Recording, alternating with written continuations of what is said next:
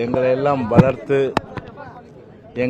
வளர்த்து ஆளாக்கி மறைந்தும் மறையாமல் இன்று மட்டுமல்ல இந்த உலகம் உள்ளவரை போற்றுதலுக்குரியவராகவும் அதே நேரத்தில் உலகம் முழுமையும் உள்ள தமிழர்களுடைய நெஞ்சங்களிலே நீக்கமர வாழ்ந்து கொண்டிருக்கின்ற பேரறிஞர் அண்ணா அவருடைய நினைவு நாள் என்று. பேரறிஞர் அண்ணா அவர்களை பற்றி நாம் குறிப்பிட வேண்டும் என்று சொன்னால் நாள் கணக்கில் மணிக்கணக்கில் நாம் பேசிக்கொண்டே இருக்கலாம். அந்த அளவிற்கு பேரறிஞர் அண்ணா அவர்கள் தன்னுடைய வாழ்நாளில் ஏழை எளிய மக்களுக்காக அவருடைய முன்னேற்றத்திற்காக சிந்தித்து அதன் அடிப்படையிலே பல்வேறு திட்டங்களை எல்லாம் பேரறிஞர் அண்ணாவுடைய ஆட்சி காலத்திலே கொண்டு வந்தார்கள். அவருடைய தத்துவமே ஏழையின் சிரிப்பிலே இறைவனை காண்போம். அதே போன்று தாழ்ந்த தமிழகத்தை தலைநிமிர செய்வோம் என்று சொல்லி 67க்கு முன்பாக தாழ்ந்த தமிழகத்தை தலைநிமிர செய்தவர் பேரறிஞர் அண்ணா அவர்கள். குறிப்பாக ஒன்றே குலம் ஒருவனே தேவன் என்ற அந்த கோட்பாட்டின்படி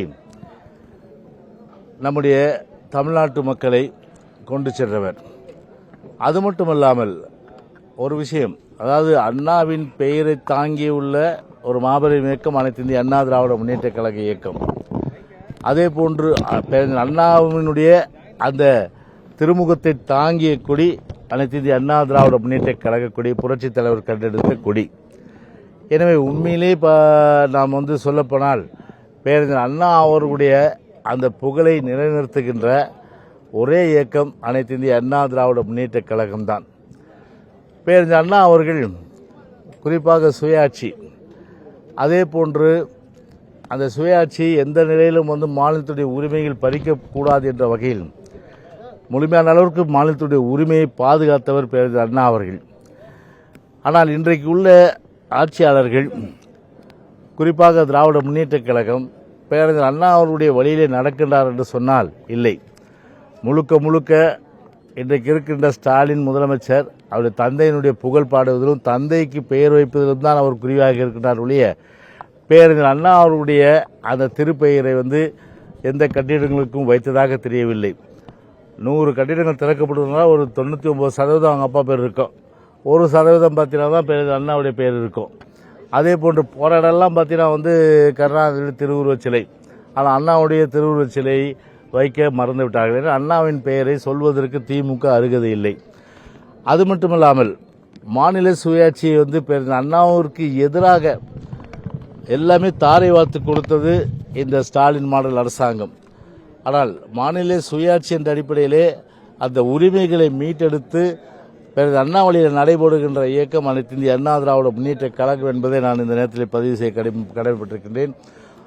அது மட்டுமில்லாமல் பேரறிஞர் அண்ணா அவர்கள் ஒரு நேர்மையாக, அதே நேரத்தில் ஒரு வெளிப்படைத்தன்மையோடு அவர் ஆட்சி நடத்தியதன் காரணமாக இன்றைக்கு உள்ளவர்கள் திமுக முழுக்க பார்த்தீங்கன்னா கமிஷன், கலெக்ஷன், கரப்ஷன் அடிப்படையில் இன்றைக்கு வளம் கொளிக்கின்ற சூழ்நிலையிலே பேரறிஞர் அண்ணா அவர்கள் வறுமை, அதாவது முதலமைச்சராக இருந்த நிலையிலே ஒரு வறுமையின் கோரப்பிடியிலே தான் அவர் இருந்தார். அவருடைய குடும்பம் கஷ்டப்பட்ட அந்த நிலையிலே ஆனால் அந்த குடும்பத்திற்கு இதுவரையில் திராவிட முன்னேற்ற கழகம் எதுவுமே செய்யவில்லை.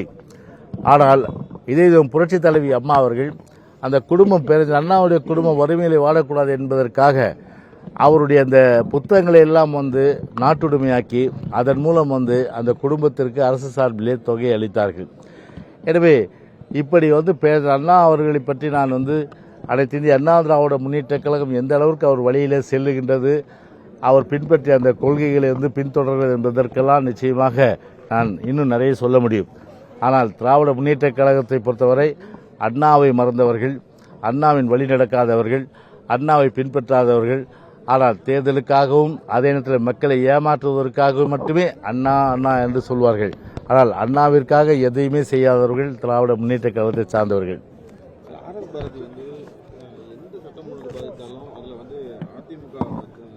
எனவேதான் பேரறிஞர் அண்ணாவுடைய நினைவு நாளில் நம்முடைய மாண்புமிகு கழக பொதுச்செயலாளருடைய தலைமையில் இன்றைக்கு அனைத்து இந்திய அண்ணா திராவிட முன்னேற்ற கழக முன்னோடிகள் எல்லாம் ஒன்று கூடி இன்றைக்கு அவருக்கு நினைவஞ்சலி செலுத்தியிருக்கின்றோம்.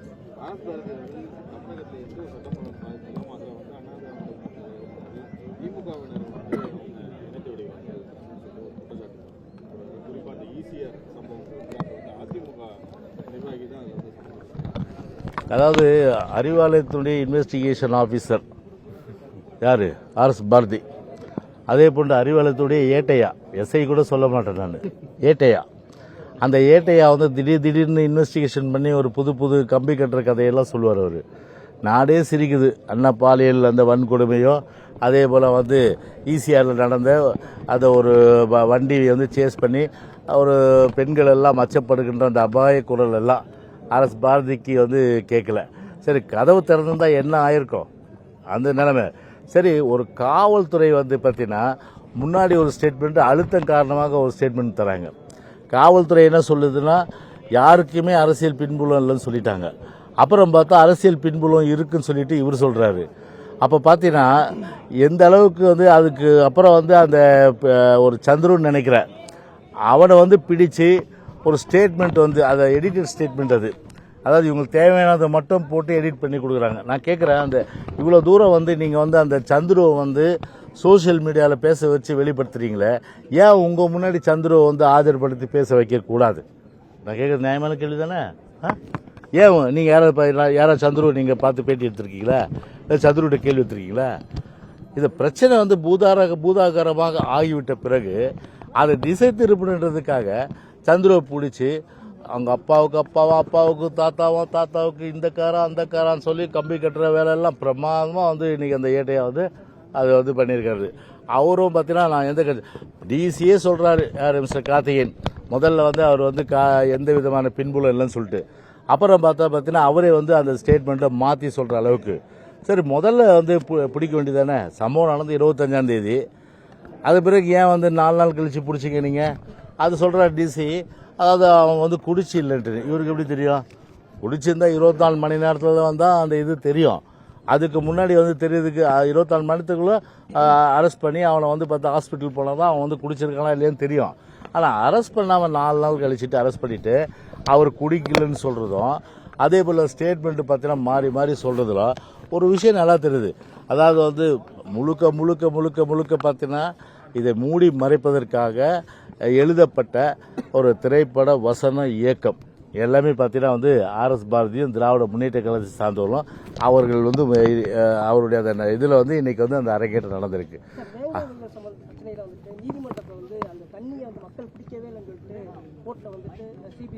அதான் வேங்க வயல் விஷயத்தில் வந்து ஒரு இந்த அரசை பொறுத்தவரை பார்த்தீங்கன்னா ஒரு மிகப்பெரிய பின்னடைவு. பொதுவாகவே பார்த்தீங்கன்னா நீங்கள் ஒரு விஷயம் தெரிஞ்சுக்கிறீங்க, வேங்க வயல் சுதந்திரமாக யார் வேணாலும் போட்டோம், ஏன் போக விட மாட்டேன்? பத்திரிகையாளர் நீங்கள் போக முடியுமா வேங்க வயலுக்கு? இன்றைக்கி வேங்க வயல் போனால் கூட பாஸ்போர்ட் எடுக்கணும் போல இருக்குது. இன்றைக்கி வேங்க வயல் போனால் பாஸ்போர்ட் எடுக்கணும் போல இருக்குது. அதெல்லாம் லாக் பண்ணிட்டாங்க ஊரில். ஒரு மூதாட்டினுடைய அந்த இறுதி அஞ்சலிக்கு கூட விசிகா சார்ந்தவர் போல, விசிகா சார்ந்தவர்களால் போக முடியல. விசிகா வந்து பேசுவார், ஆனால் வந்து கொத்தடிமை சாசனம் எழுதப்பட்டது போல திமுகவுக்கு அடிமை சாசனம் எழுதப்பட்டது போல அங்கேயே தான் இருப்பார். இவர் என்ன இது இருக்குது, தகுதி இருக்குது எங்கள் இயக்கத்தை பற்றி பேசுகிறதுக்கு? இவருடைய கட்சியை பற்றி பேசிட்டோம், எங்களுக்கு மாறுபட்ட கருத்து இல்லை. எங்களுக்கு மார்க் போட வேண்டிய அவசியம் வந்து விசிகாவுக்கு என்ன இருக்குது?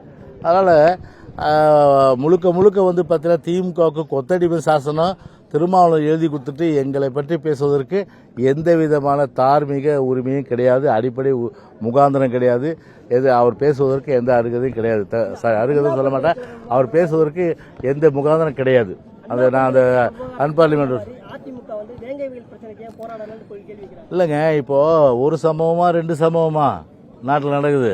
இன்றைக்கி தலித் மக்களுக்கு எதிரான அந்த வன்கொடுமைகள், தலித் மக்களுக்கு எதிரான வந்து இது தாக்குதல்கள் தொடர்ச்சியாக நடக்குது. அதனால் தொடர்ச்சியாக வந்து நடக்கும்போது இது 1-2 நடந்தால் பரவாயில்ல. அதனால் எங்களை பொறுத்தவரை பார்த்தீங்கன்னா இந்த ஆட்சியை பொறுத்தவரை தலித் மக்களுக்கு எதிரான ஒரு கட்சி, எதிரான ஒரு ஆட்சி, தலித் மக்களுடைய உரிமைகளை பாதுகாக்காத ஒரு ஆட்சி.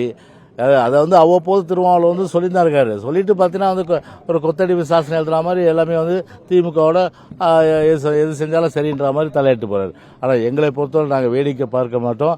நிச்சயமாக பார்த்தீங்கன்னா வந்து தலித்துக்கள் எதிரான அந்த தாக்குதல்கள் தொடர்ந்தால் நிச்சயமாக அனைத்து இந்திய அண்ணா திராவிட முன்னேற்ற கழகத்தை பொறுத்தவரை அது நிச்சயமாக என்ன நடவடிக்கை எடுக்கும் அந்த நடவடிக்கை எடுக்கும்.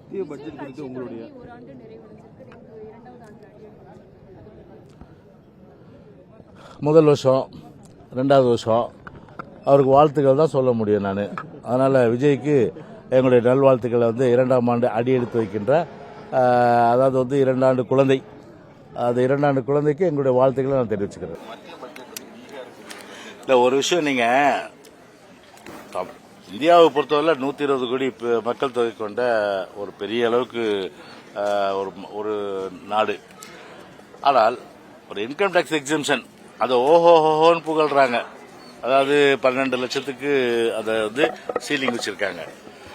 அதை வந்து சீலிங் வச்சுட்டு ஏன் வந்து இன்டெரக்ட் டாக்ஸஸ், அதாவது நேர்முக வரி மறைமுக வரி, அதை ஏன் வந்து நீங்கள் வந்து பார்த்தீங்கன்னா குறைச்சிக்க கூடாது? இது உங்களுக்கு வந்து எக்ஸம்ஷனும் கொடுத்துட்டு அதில் வந்து காசை வசூல் பண்ணிடுவாங்க.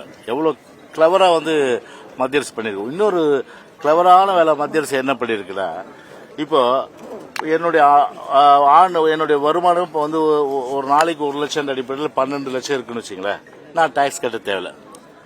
இஃப் அட் ஆல், அதாவது நான் வந்து 12 லட்சத்துக்கு மேலே நான் வந்து ஒரு 13 லட்சமே என்னுடைய ஆண்டு வருமானம் வந்தா, அப்போ நீங்கள் வந்து டாக்ஸ் எதில் போடணும்? நீங்கள் எதில் போடணும் சொல்லுங்க? 2500 = 1500 = 5000 நான் சொல்ல மாட்டேன். நான் புரிஞ்சுப்பீங்கன்னு நினைக்கிறேன். 2500 + 1500 = 5000 நான் இன்னும் சொல்ல மாட்டேன். நான் கணக்கு கரெக்டாக சொல்கிறேன். எவ்வளோ டாக்ஸ் போடுவாங்க? 13 லட்சம் எனக்கு, 12 லட்சம் சீலிங்கு, 13 லட்சம் ரூபாய் வந்து வருமானம். அந்த 13 லட்சம் வருமானத்துக்கு எவ்வளோக்கு டாக்ஸ் போடணும்? நியாயமாக பார்த்தா எவ்வளோ போடணும் சொல்லுங்க? எவ்வளோ போடணும் சொல்லுங்க? 1 லட்சம் ரூபாய்க்கு போடணும். 1 லட்சம் ரூபாய்க்கு போடணும், அதுதான் முறை. ஆனால் 1 லட்சம் ரூபாய்க்கு போடாத 13 லட்சத்து ரூபாய்க்கு டாக்ஸ் போட்டா அது எந்த விதத்தில் நியாயம்? அது 13 லட்சத்துக்கு டாக்ஸ் போட்டா 12 லட்சத்துக்கு எக்ஸம்ஷன் கொடுத்துட்டீங்க. அப்போ அந்த 12 லட்சத்தை கழிச்சுட்டு மீதி வந்து 1 லட்சத்துக்கு தானே டாக்ஸ் பண்ணணும். ஆனால் 13 லட்சத்துக்கு டாக்ஸ் போடுறாங்கன்னா எப்படி கிளவராக வந்து பார்த்தீங்கன்னா மக்களை வந்து அதை ஊசியில் வந்து மெதுவாக குத்தி வந்து ரத்தத்தை வந்து எடுக்கிற அளவுக்கு அந்த உறிஞ்சுகின்ற சூழ்நிலை தான் இது. அதனால் இது ஏழைகளுக்கான பட்ஜெட்டே கிடையாது. ஏழைகளுக்கு என்ன சொல்வா? இல்லை, விமானம் வந்து நிலையம் வந்து திறந்துட்டா வருஷத்துக்கு எவ்வளோ பேர் பறக்கிறாங்க? விமானத்தில் கோடிக்கணக்கான பேரை பறக்கிறாங்க. ஆனால் ரயிலை பற்றி ஒரு வார்த்தையாவது இருக்கா? நீங்கள் பட்ஜெட்டை தேடி பாருங்க. தமிழ்நாட்டை பற்றி ஒரு வார்த்தையாவது இருக்கா? கிடையாது. இந்த கொத்தடிமை மத்திய அரசுக்கு அடிமை சாசனம் எழுதி கொடுத்துட்டு திமுக அதை பற்றி வாய் திறக்க போறதில்லை. அது ஏற்கனவே பார்த்தீங்கன்னா அவங்களுக்குள்ள ஒரு ஒப்பந்தம் இருக்குது, அது வேற விஷயம். ஆனால் நான் கேட்கறது என்னன்னா, ரயிலை பற்றி ஒன்றும் இல்லை, தமிழ்நாடை பற்றி ஒன்றும் இல்லை. திருக்குறள் வாசித்தீங்க, தமிழில் மட்டும் வாசிக்கிறீங்க, ஆனால் தமிழ்நாட்டுக்கு என்ன செஞ்சீங்க? அதான மக்களுடைய கேள்வி. ஒரு திட்டமும் கிடையாது. பீகார் போன தடவை என்னாச்சு?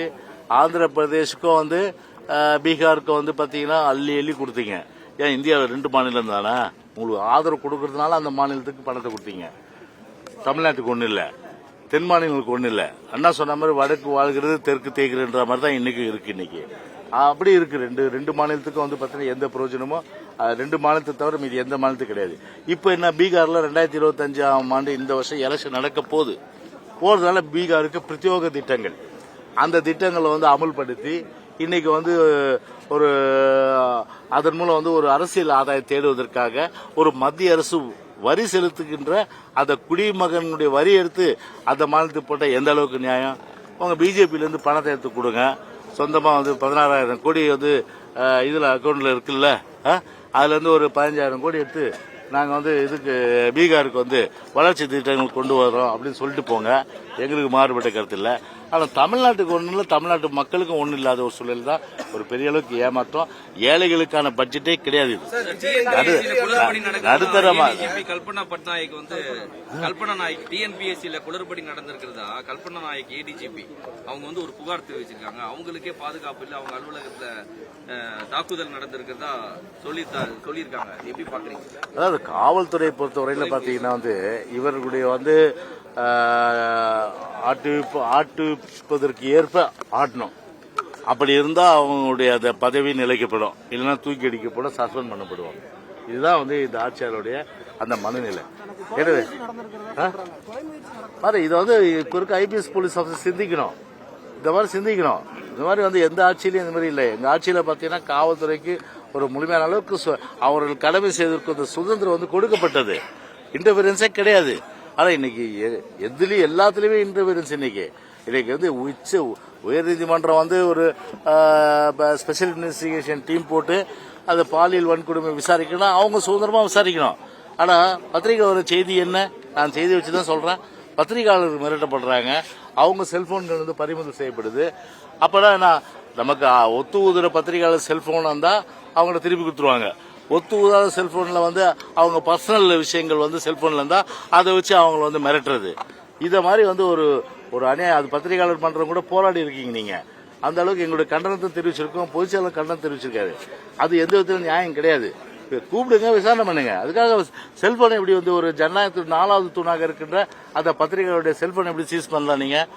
அதனால வந்து இந்த மாதிரியான வந்து விஷயங்கள் வந்து காவல்துறை வந்து பாத்தீங்கன்னா நீதிமன்றம் ஒரு தலையிட்டு இருக்க சூழ்நிலையிலே இப்படி வந்து அவங்க வந்து பண்றதுன்றது இன்றைக்கு வந்து பத்திரிகையாளர் எனக்கு வந்து சொன்ன தகவல் வந்து ரொம்ப அபத்தமானது தான் இன்னைக்கு வந்து சொல்லிட்டு இருக்காங்க. அதே போல இன்னைக்கு பாத்தீங்கன்னா அந்த நீங்க கேட்ட மாதிரி இன்றைக்கு வந்து ஒரு ஐபிஎஸ் ஆபீசரே இன்னைக்கு வந்து பாத்தீங்கன்னா ஒரு ஏடிஜிபி இன்னைக்கு மிரட்டப்படுறார் என்று சொன்னால் எந்த அளவுக்கு இன்னைக்கு வந்து பாத்தீங்கன்னா காவல்துறை இன்னைக்கு வந்து முழுக்க பாத்தீங்கன்னா ஆட்டை கடிச்சு மாட்டை கடிச்சு மனுஷன் கடிச்சு கடைசியில வந்து நாட்டை காக்கின்ற காவல்துறை இன்னைக்கு வந்து மிரட்டுகின்ற அவர்கள் போக்குக்கு வரையலை என்று சொன்னால் எந்த வகையிலும் வந்து அவர்களை வந்து என்ன வேணாலும் செய்ய வேண்டிய அடிப்படையில் வந்து எல்லோருக்கும் ஒரு எச்சரிக்கையாக இதை செய்ய வேண்டும் என்ற வகையில் இந்த ஸ்டாலின் மாடல் அரசாங்கம் இன்றைக்கு செய்வது என்பது நிச்சயமாக கண்டிக்கத்தக்கது என்பதை தெரிவித்துக் கொள்கிறேன். விஜய் எங்களுக்கு எதிரில்லைன்னு கடந்த முறை சொல்லியிருந்தீங்க, இந்த முறை அவருக்கு வாழ்த்து சொல்றீங்க. வாழ்த்து மட்டுமா வரவேற்பு இருக்கு? இல்லைங்க, நான் தான் சொன்னேன்ல 2ஆம் ஆண்டு வாழ்த்து. அதே போல சொல்றீங்க நீங்க தேர்தலை பொறுத்தவரை இன்னும் வந்து பல மாதங்கள் இருக்கு இல்லையா, ஒரு வருஷம் இருக்கு. அதில் அந்த நேரத்தில் வந்து கட்சி டிசைட் பண்ணோம் யார் யாரோட கூட்டணிலாம் நான் அது உறுதி இப்ப சொல்ல முடியாது. ஆனா விஜய் பொறுத்தவரை எங்களுக்கு எதிரி இல்லைன்னு தான் நான் மீண்டும் சொல்ல. எங்களை பொறுத்தவரை வந்து அவர் எதிரில்லா சொல்ல எதுக்கு நாம விமர்சனம் பண்ணோம், அது தேவையில்லாது. பாஜக பொறுத்தவரை எந்த நிலையில எந்த காலத்துல ஏற்றுக்கொள்ள முடியாதுன்னு சொல்லிட்டு அந்த இதுல மாற்றமே இல்லை.